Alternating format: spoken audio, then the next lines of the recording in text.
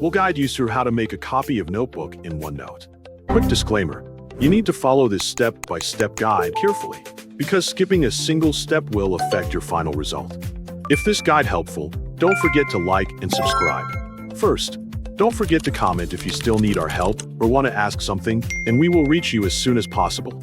Second, open the Windows Start menu on your computer. Type OneNote into the search field and launch the application from the search results. If prompted, sign into your Microsoft account and wait for your notebooks to finish loading and syncing. Once everything is available, locate and open the notebook that contains the content you want to copy. Review the notebook carefully to ensure it is the correct one before continuing. Next, right-click the notebook, section, or page that you would like to duplicate. Wait for the context menu to appear, then select the Move or Copy option from the list. Allow the Move or Copy dialog box to open completely before proceeding.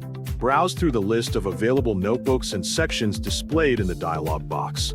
Select the destination notebook where you want the copied content to be placed. Take a moment to verify that you have chosen the correct destination location to avoid placing the duplicate in the wrong notebook. After confirming the location, click the Copy button to complete the action. Wait while OneNote creates the duplicate content and transfers it to the selected destination.